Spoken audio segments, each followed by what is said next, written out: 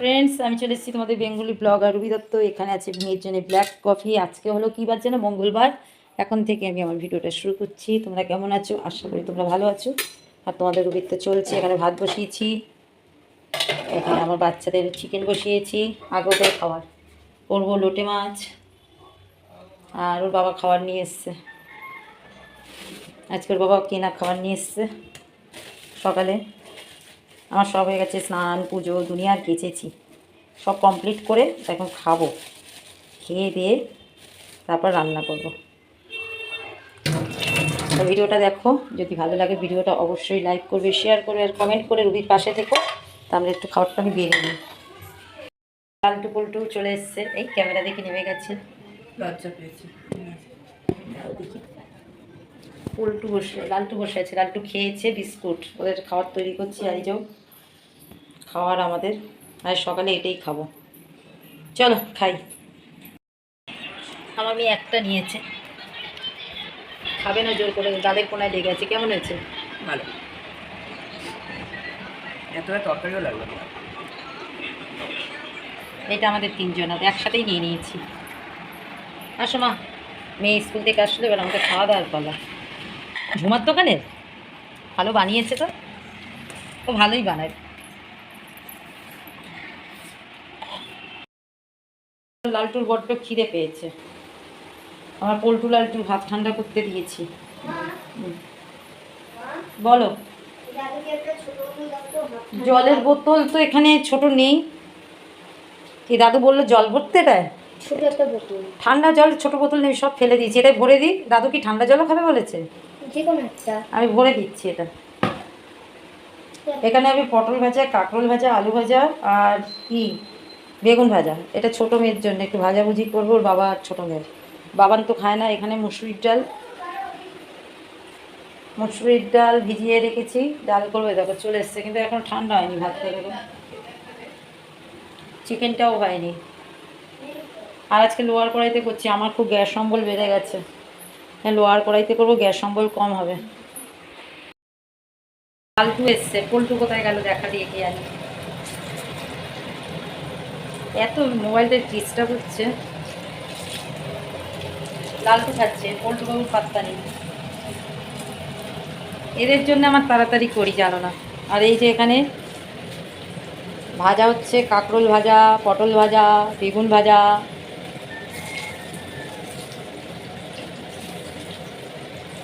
সব ভাজা হচ্ছে। আর ওর বাবা চলে গেল কল্যাণী, খেয়ে দিয়ে চলে গেল। এখন যাব ছোটো মেয়ের ড্রেস কাচবো, আগে ভাজাগুলো করি। স্কুলে গেছিলাম, আমি আবার ডেলিই কাছি।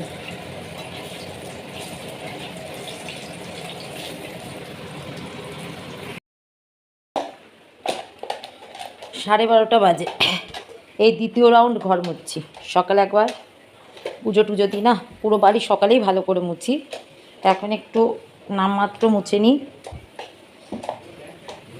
পুরো মোচা, তোমরা আমার বাড়ি দেখলেই বুঝতে পারবে।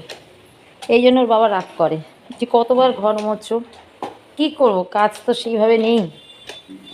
আগে সোনা বাবার জন্যে সময় পেতাম না, তাও 2বার মুছতাম। তখন বসে বসে মুছতাম, বাইরের পোকা আসে ডান্ডা মান্ডা থেকে।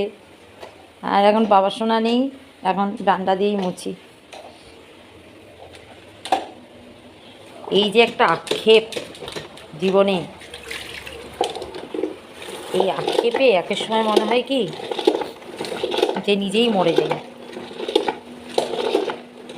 অনেক কিছু করার ছিল ওর জন্য আমার, কিন্তু আমি সময় পেলাম না। অনেক কিছু করার ছিল, আমার ছেলেটা আমার সময় দিল না।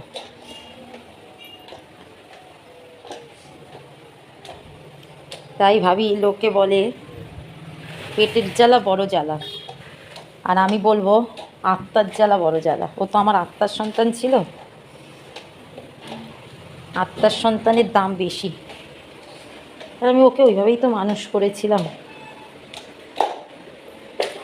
যাই হোক, ঘরটা মুছিনি ভালো করে। এইটা মোছা হয়ে গেছে, ফ্যান চালিয়ে দিয়েছি, দেখো কমপ্লিট। আর আমার সেই সোনা বাবার আলমারির মতো সব জিনিস রয়েছে, সব জিনিস, কিচ্ছু ওর জিনিস কোনোটা আমি নষ্ট করিনি। অনেকেই বলেছিল ও নেই তো জিনিস রেখে কী হবে? তাহলে কোনো দিন যদি আমিও চলে যাই তাহলে আমার জিনিস সব মানুষ ফেলে দেবে? মানুষের কথা কথা বলতে তো ট্যাক্স লাগে না? ট্যাক্স লাগলে হয়তো মানুষ সেটাও বন্ধ করে দিত বলা। দেখো চুল দেখেছো কী হারে চুল মেয়েদের, সব ঝরে যাচ্ছে। এক তো বর্ষা, এই দেখো চুল পুরো বাড়ি মোছা, কিন্তু সকালে এই টাইমটা একটু, কটা বাজে দেখো 12:30, মন মানে না।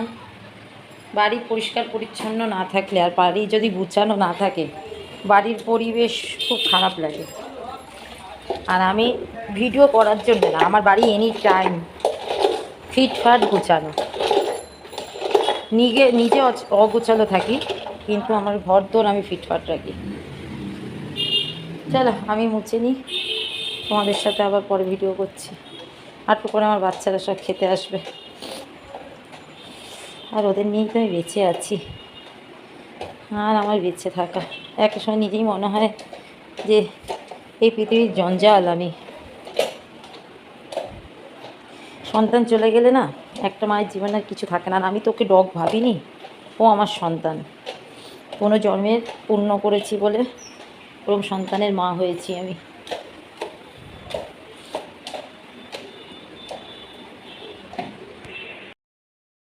কাটাল তো ভাই ভালোই হয়।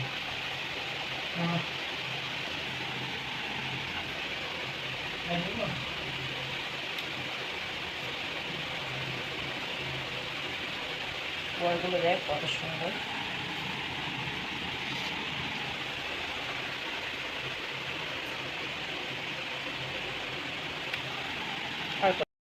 এখন শুভ সন্ধ্যা, এখন সন্ধ্যাবেলা লালটু পল্টু চলে এসছে, রাত্রে আসবে কিনা আমি খাইয়ে দিচ্ছি। লালটু পল্টু রাত্রে আসবে কিনা, এখন 6:30 বাজে, খাইয়ে দিই তাহলে আর আমার চিন্তা থাকবে না। ওয়েদারটা ভালো না, আর আমরা দেখো একটা ছোট গোটা কাটাল খেয়ে নিয়েছি আমাদের এই রেকর্ড পড়ায়। দেখো বীজগুলো দেখা, হ্যাঁ যাচ্ছে যাচ্ছে অনেক বছর পরে আর একটুখানি মায়ের বাড়ি পাঠাচ্ছি। আর ওই বড়োটা কাকে কেটে আমি একটু আশেপাশে দেবো। হ্যাঁ অনেক বছর পর, দুবার হয়ে গেল, অনেক বছর পর কাঁঠাল শেষ করলাম।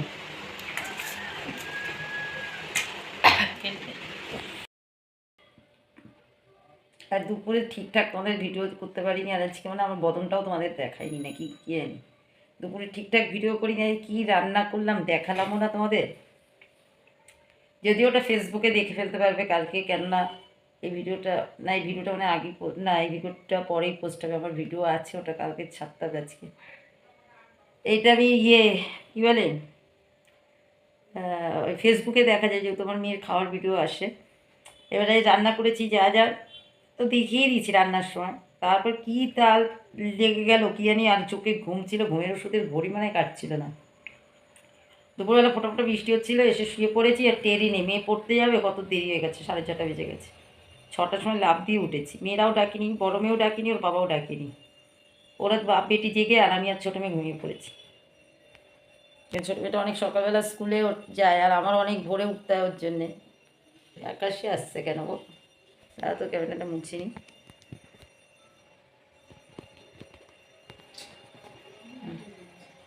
আর কাটার একটা ছোট্ট ভাঙলাম, হাতে উঠে গেছে, বেশি কুয়া না গো, 40টা মতো কুয়া। এত ভালো, অনেক বছর পর এই দিদির বাড়ির এই কাঁঠাল, এত দিদির বাড়ির কাঁঠাল তো হয় একটা কোলবালিশের মতো। একবার এঁচড় দেখিয়েছি তোমরা ভিডিও, অনেক গত বছরের ভিডিও মনে হয়, তাই কতবার। আর এবার সব ছোটো ছোটো কাঁঠাল হয়েছে, দুটো নিয়ে এসেছি। তা মেয়ে বলে মা কালকে ওটা আমরা খেয়ে ওটা ভেঙে আমার দিতে হবে সবাইকে। এটা আর ছোটো কুয়া কাউকে দিইনি, মাকে দিলাম 8-10 পিস, মা তো খায় না, বদ্দি খাবে। কুলদি আমার বলেছে তুই খাবি, আমি মার বাড়ি পাঠাবো কাঁঠাল, এর আগেও পাঠিয়েছে। এই আবার আমি আবার যাবো, কি আবার দুটো ছোটো ছোটো নিয়ে চলে আসবো। আরও ছোটো ছোটো আছে জানিস বাবান, অল্প ছোট্ট ছোট্ট, আমার আমি ভিডিও এডিট করছি,